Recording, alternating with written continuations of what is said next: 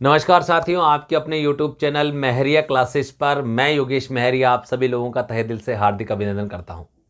साथियों, महिला बाल अपराध की अपार सफलता के बाद में आप सभी के लिए निवेदन पर भारतीय संविधान की कक्षाएं लेकर मैं आप सभी के सामने हाजिर हूं।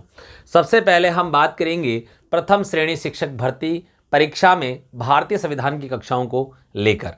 जी हाँ साथियों, हाल ही में आपने सुना होगा कि शिक्षक भर्ती आपके सामने जो है प्रथम श्रेणी शिक्षक भर्ती परीक्षा 2024 का नोटिफिकेशन जारी हो चुका है और ये वैकेंसी संस्कृत शिक्षा विभाग में निकली है। और इसके अंतर्गत अगर हम बात करें तो आपका जो जीके का प्रश्न पत्र होता है, प्रथम प्रश्न पत्र जिसको आप सामान्य ज्ञान का प्रश्न पत्र भी कहते हैं, उसी के अंदर भारतीय संविधान के कुछ टॉपिक्स आपके सिलेबस में दिए गए हैं, जहां से अमूमन 4, 5 या 6 सवाल आपसे पूछे जाते हैं। तो एवरेज अगर अपन बात करें आपके 75 में से ओनली 5 क्वेश्चंस आपके आएंगे। लेकिन यहाँ ओनली का मतलब ये नहीं है कि 5 सवाल मायने नहीं रखते, क्योंकि साथियों आप सभी को पता है बूंद बूंद से घड़ा भरता है। और यहाँ भारतीय संविधान के जो 5 प्रश्न आएंगे वह बहुत ही सामान्य स्तर के प्रश्न होते हैं। साथियों, जिन विद्यार्थियों ने अगर हम बात करें संविधान नहीं पढ़ा या भारतीय संविधान के बारे में बेसिक जानकारी नहीं है तो वे इन प्रश्नों को हल नहीं कर पाएंगे। और जो विद्यार्थी इन प्रश्नों को हल कर लेते हैं तो अमूमन वे बाकी लोगों के मुकाबले आपसे हम बात करें वे लोग बाकी लोगों के मुकाबले क्या होंगे, आगे होंगे। क्योंकि वर्तमान में आप सभी को पता है राजस्थान सरकार की जो 40% वाली नीति है, यानी कि अगर आपके 40% मार्क्स नहीं आए हैं तो ऐसी कंडीशन में आप फेल हो सकते हैं। तो आपके सामने टोटल वैसे भी नंबर ऑफ क्वेश्चंस कितने हैं, 75 है। और 75 में हमारा योगदान कितना है, 5 क्वेश्चंस का है। योगदान बहुत बड़ा नहीं है, लेकिन नाव पार करने के लिए भी कम नहीं है, क्योंकि नाव पार करने के लिए पर्याप्त है। 5 क्वेश्चन बहुत मायने रखते हैं साथियों। तो चलिए बहुत ही सहज और सरल तरीके से भारतीय संविधान आप सभी को पढ़ाया जाएगा। जो भी विद्यार्थी प्रथम श्रेणी की तैयारी कर रहे हैं, मैं उनको यहाँ एक बात अवगत करा देना चाहता हूँ कि आपके सामने भले ही वैकेंसी संस्कृत शिक्षा विभाग की हो या स्कूल शिक्षा विभाग की हो, साथ ही में हो सकता है कि स्कूल शिक्षा विभाग की भी आपके सामने वैकेंसी हो, तब भी साथियों आपके सामने आपका भारतीय संविधान का पाठ्यक्रम यही रहने वाला है। तो आज मैं आपके सामने सबसे पहले सिलेबस पर चर्चा करूंगा और इसके बाद में आपको डिस्क्रिप्शन में लिंक मिल जाएगा प्लेलिस्ट का। उस प्लेलिस्ट में लगातार आपके सामने डेली भारतीय संविधान की कक्षाएं संचालित होंगी सिलेबस के अकॉर्डिंग।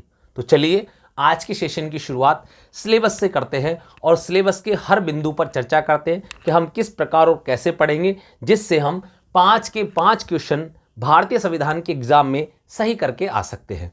चलिए आपके सामने अगर हम बात करें सबसे पहले पाठ्यक्रम भारतीय संविधान, इसमें पहला जो आपका टॉपिक है भारतीय संविधान, माफ कीजिएगा, भारतीय संविधान की विशेषताएं। प्रकृति नहीं है साथियों, भारतीय संविधान की विशेषताएं।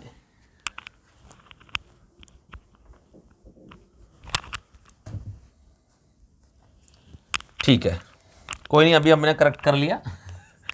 भारतीय संविधान की क्या है, विशेषताएं।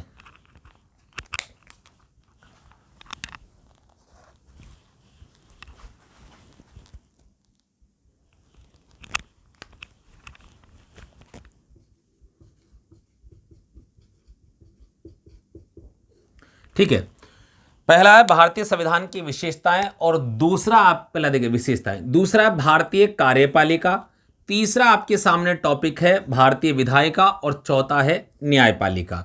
इसके बाद में पांचवा टॉपिक आपके सामने भारत में निर्वाचन, छठवां है भारत का राष्ट्रपति, छठवां है राष्ट्रपति का निर्वाचन और आपातकालीन शक्तियां, सातवां है संघीय मंत्रिपरिषद और आठवां है प्रधानमंत्री और उसकी शक्तियां, नौवां माफ कीजिएगा आठवां को 10वां है संसद, 11वां है लोकसभा अध्यक्ष और उसके कार्य, 12वां है उच्चतम न्यायालय माने कि सुप्रीम कोर्ट का संगठन और शक्तियां, और 12वां है राष्ट्रीय स्तर पर गठित बोर्ड और आयोग। देखिए आपसे यहां पर इसमें पूछा गया है सबसे पहले कि भारतीय संविधान की जो साइलेंट फीचर्स जो है विशेषताएं हैं वो आपके सामने इसके अंतर्गत हमें पढ़नी है। उदाहरण के तौर पे इकहरी नागरिकता, ठीक है, संसदीय सर्वोच्चता जैसे हमारे सामने है, न्यायपालिका, स्वतंत्र न्यायपालिका हो गया, संघीय ढांचा हो गया, लोकतांत्रिक विकेंद्रीकरण हो गया, ठीक है, वयस्क मताधिकार हो गया। ये सभी भारतीय संविधान की विशेषताओं के अंतर्गत आते हैं और साथ ही में हमने जो संवैधानिक प्रावधान या स्रोत दूसरे देशों से लिए हैं उन सभी को हम जो है भारतीय संविधान की विशेषताओं के अंतर्गत पढ़ेंगे। दूसरा आपके सामने कार्यपालिका। देखिए कार्यपालिका, इन्होंने कहा भारतीय कार्यपालिका। अब मैं आपके सामने यहां से क्लियर करना चाहता हूं कि अगर हमें कार्यपालिका, विधायिका, न्यायपालिका पढ़ना है तो देखिए कार्यपालिका में आपके सामने राष्ट्रपति, प्रधानमंत्री, ठीक है, और संघीय मंत्री परिषद, महान्यायवादी, उपराष्ट्रपति, ये सभी आते हैं। उदाहरण के तौर पे हमें अगर बहुत सारे टॉपिक्स अगर हम चाहते हैं पढ़ें तो इसके लिए हमें एक ही टॉपिक पढ़ना पड़ेगा और वो क्या पढ़ना पड़ेगा, भारतीय संविधान का भाग 5। भाग 5 जिसका शीर्षक है संघ, और इस संघ से संबंधित अनुच्छेद 52 से लेकर 151 तक है। इसी के अंदर आपके सामने भारतीय कार्यपालिका है, मैं आपको बता दूं। इसी के अंदर आपके सामने भारतीय विधायिका है और इसी के अंदर आपके सामने भारतीय न्यायपालिका है।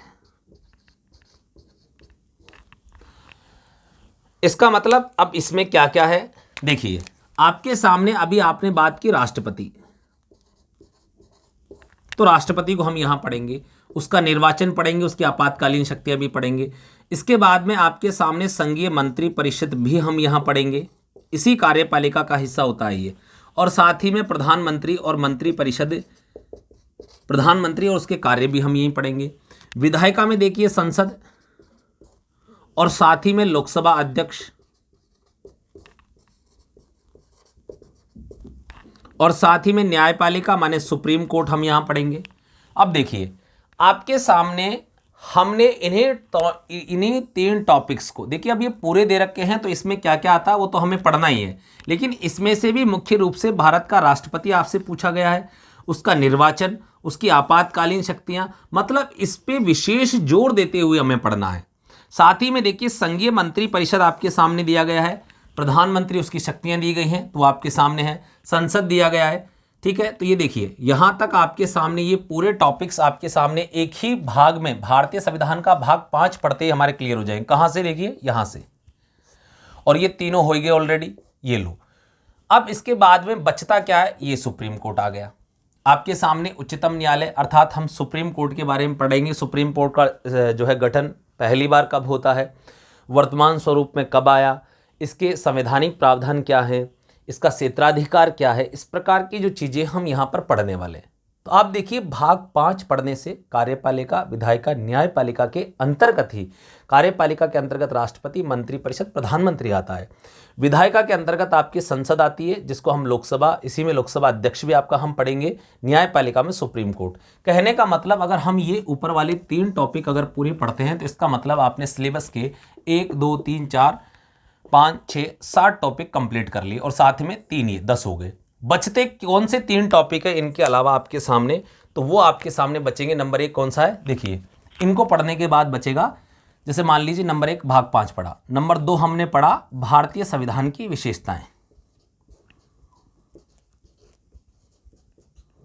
भारतीय संविधान की विशेषताएं। दूसरा भारत में निर्वाचन, देखिए मतलब तीसरा पॉइंट हो गया जो बचा, भारत में निर्वाचन हो गया, ठीक है। और क्या बच गया, अंतिम देखिए राष्ट्रीय स्तर पर गठित बोर्ड व आयोग, नंबर 4, राष्ट्रीय स्तर पर गठित बोर्ड व आयोग। अब यहां आपको इतना सा समझने की आवश्यकता है कि हमने पूरे पाठ्यक्रम को सिर्फ 4 पॉइंट्स में डिवाइड कर लिया है, हमने 4 पॉइंट्स में इसको पूरा समाहित कर लिया है, हमें यही पढ़ना है। ये तो आपके सामने पूरा थ्योरेटिकल बता रखा क्या क्या पढ़ना है, लेकिन मैंने आपको सारांश में बता दिया कि कार्यपालिका में क्या आएगा, विधायिका में क्या आएगा, न्यायपालिका में क्या आएगा, जिससे आपके सामने टोटल 4 ही पॉइंट बचते हैं। पहले हम भाग 5 पढ़ेंगे और जिसके अंदर हम कार्यपालिका, विधायिका और न्यायपालिका पढ़ेंगे। इसके बाद में भारतीय संविधान की विशेषताएं, भारत में निर्वाचन और राष्ट्रीय स्तर पर गठित बोर्ड व आयोग। आयोग आपने जब सुना होगा, यूपीएससी का नाम आपने सुना होगा, राष्ट्रीय मानवाधिकार आयोग का नाम आपने सुना होगा, वित्त आयोग का नाम आपने सुना होगा, ठीक है, राष्ट्रीय सूचना आयोग का नाम आपने सुना होगा, लोकपाल का नाम आपने सुना होगा। तो ये सभी राष्ट्रीय स्तर पर गठित होने वाले प्रमुख आयोग जो आपके सामने, उनको हम पढ़ेंगे। नीति आयोग हो गया, राष्ट्रीय विकास परिषद हो गया, इस प्रकार से हम बहुत सारे आयोग आपके सामने यहाँ पर पढ़ने वाले हैं साथियों। तो सबसे पहले अब हमारा जो है पढ़ने का जो सिस्टम रहेगा उसकी हम बात कर ले। तो सबसे पहले हम भाग 5 से शुरुआत करेंगे और यहाँ तक ले जाकर हमारा सिलेबस क्या करेंगे, पूर्ण करेंगे। तो सबसे पहले आप एक अपनी कॉपी बना लें और उस कॉपी में सबसे पहले जैसा मैंने बताया पूरा सिलेबस यहाँ से लेके यहाँ तक का एक बार पूरे पॉइंट्स लिख लें और फिर इसको सारांश के रूप में लिख लें कि भाई हमें ये पढ़ना है, ठीक है। तो चलिए शुरुआत करते हैं। आपको इस प्लेलिस्ट के एंड में देखिए, यहाँ मैं आपको बताना चाहता हूँ, ये पहली हमारी एक तरीके से कक्षा, आज का हमारा पहला सेशन है और इसमें हमने आज सिलेबस डिस्कस किया है कि हमारे पाठ्यक्रम में है क्या। क्योंकि जब भी हम पढ़ते हैं तो हमको पता होना चाहिए कौन सी विषय वस्तु हमारे पाठ्यक्रम में है या नहीं है। क्योंकि जब तक हमें पाठ्यक्रम ही नहीं पता होगा हम डिसाइड नहीं कर पाएंगे हमें क्या पढ़ना है और क्या छोड़ना है, ठीक है। तो सबसे पहले आपके सामने, जैसा आपके सामने भारतीय जो है कार्यपालिका, विधायिका, न्यायपालिका दे रखा है। अब कार्यपालिका के अंदर इस सिलेबस में तो केवल राष्ट्रपति दे रखा है और संघीय मंत्रिपरिषद, प्रधानमंत्री दे रखा है। 2 लोग और हम पढ़ेंगे, एक हम पढ़ेंगे उपराष्ट्रपति और एक हम पढ़ेंगे महान्यायवादी। आपके सामने वो अलग से यहाँ पर हेडिंग में नहीं है, लेकिन भारतीय कार्यपालिका है तो वहाँ से प्रश्न बन सकता है। इसी प्रकार विधायिका में आपके सामने जो है पूर्ण रूप से आपको दे रखा है कि लोकसभा अध्यक्ष दे रखा है, संसद दे रखा है, संसद में हम सब पढ़ेंगे, लेकिन आपके सामने लोकसभा अध्यक्ष स्पेशली दे रखा है तो हम इसको अच्छे से पढ़ेंगे, लेकिन राज्यसभा के सभापति को भी हम नहीं भूलेंगे, ठीक है। अगला देखिए, न्यायपालिका मतलब हम सुप्रीम कोर्ट पढ़ेंगे, भारतीय न्यायपालिका इसमें दे रखी है तो इसके सभी प्रावधान और साथ ही में हम फैक्ट, तथ्य भी हम पढ़ेंगे। लेकिन अगर हम बात करें इसी के साथ साथ में हम नियंत्रक महालेखा परीक्षक भी पढ़ेंगे। सामान्य प्रोविजन पढ़ेंगे, हम एडवांस नहीं पढ़ेंगे, लेकिन बेसिक जानकारी उसकी होनी चाहिए क्योंकि वह भाग 5 का सदस्य है। इसके बाद में हम भारत में निर्वाचन, राष्ट्रीय स्तर पर गठित हुआ बोर्ड व आयोग और सबसे अंत में हम पढ़ेंगे भारतीय संविधान की विशेषताएं। विशेषताएं मतलब देखिए, भारतीय संविधान का प्रत्येक भाग अपने आप में विशेषताएं लिए हुए हैं। चाहे आप भाग 1 की बात कर ले, ठीक है, संघ एवं उसका राज्य क्षेत्र, मतलब संघीय ढांचे की विशेषता बताता है कि संघ कैसा होगा। दूसरे की आप ले लो नागरिकता, तो नागरिकता के प्रावधान आपके सामने बताए गए, नागरिकता एकल नागरिकता है, कैसी कैसी नहीं। भाग 3 की बात कर लो आप, मूल अधिकार, विशेषताएं हैं भारतीय संविधान की। भाग 4 बात कर लो आप, नीति निर्देशक तत्व, विशेषताएं हैं। भाग 5 मतलब भाग 4 कै की बात कर लीजिए आपके सामने, मूल कर्तव्य, ये भी विशेषता है।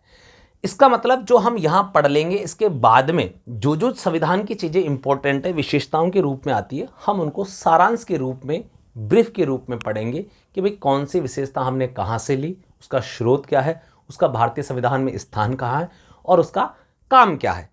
इस प्रकार से हम उसका ओवरव्यू पढ़ेंगे तो हमारा एक भी प्रश्न गलत होने की संभावना नहीं रहेगी। मैं आपको विश्वास दिलाता हूं आपके लगभग भारतीय संविधान से आने वाले सभी प्रश्न आपके कवर होंगे। और साथ ही में हम बात करते चलेंगे अब तक के एग्जाम में आ चुके प्रश्नों को भी, वो भी मैं आपको बताऊंगा किस प्रकार के प्रश्न अब तक आपके पूछे गए हैं और संभावित प्रश्न कैसे हो सकते हैं। तो हम उन सभी तथ्यों पर, उन सभी पॉइंट्स पर भी हम बात करेंगे साथियों, चर्चा करेंगे।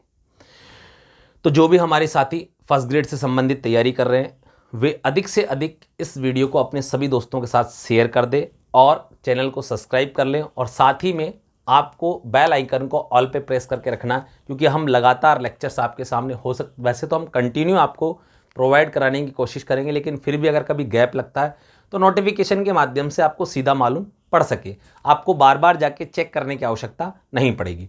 दूसरी बात, आपके सामने हम एक प्लेलिस्ट बनाएंगे जिसमें नीचे आपके सामने फर्स्ट ग्रेड के हिसाब से इसी के नाम से हम प्रथम श्रेणी शिक्षक भर्ती परीक्षा 2024 संस्कृत शिक्षा विभाग, इसके नाम से एक प्लेलिस्ट बनाएंगे जिसमें भारतीय संविधान भी होगा और भारतीय संविधान के नाम से होगी।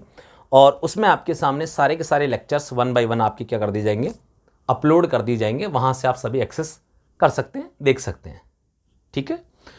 चलिए, तो ये तो हो गई अपनी बात। और अब हम इसी जो है इस सेशन को यहीं पर समाप्त करते हैं।